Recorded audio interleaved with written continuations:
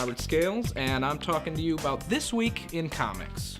First up, I have Harley Quinn, number 12. We are in the middle of her saga, getting back together with the Joker. Joker loves Harley, supposedly.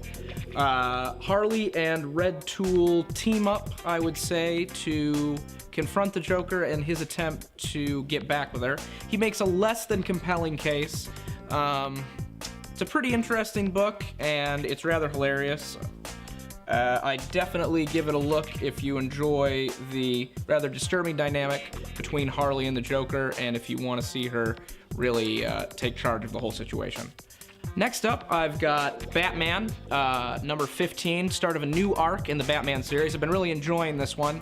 We've been focusing a lot on Selina and Bruce, as we have Batman and Catwoman not only working together in the Suicide Squad, but now Catwoman has been accused of murder, and Bruce is convinced that she's framed and is using his detective skills as well as good old superheroing to try to save her. It's got a rather interesting twist about halfway through, and we see Batman at some of his most vulnerable and desperate, and particularly with this Batman in the Rebirth, we haven't really seen a lot of that. There have been some interesting flashbacks of his and some new interpretations of the character, but this is the first real out-of-control piece of vulnerability we've seen in the series so far, at least in my opinion. Definitely give this one a look. Next up, I have not a new series, but an excellent compilation of Wolverine Origin, both Part 1 and Part 2. If you've ever been interested in the origin story of Wolverine that Marvel has established and has continued using, this is definitely worth picking up.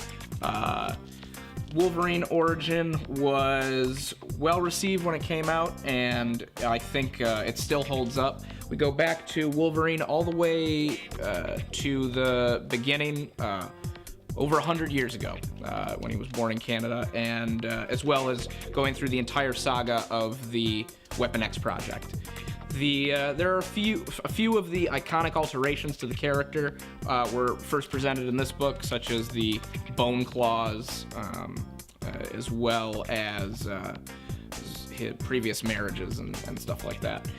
It's worth giving a read if you enjoy Wolverine, or if you just enjoy the origin stories, or adaptations thereof, the origin stories of some of Marvel's most famous characters.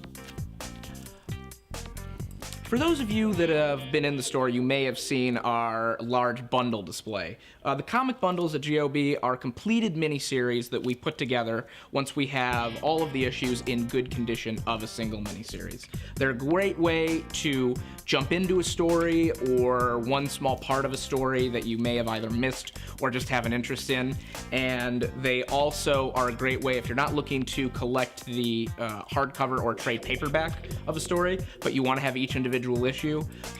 Here I've got, for example, Wolverine Origin 2.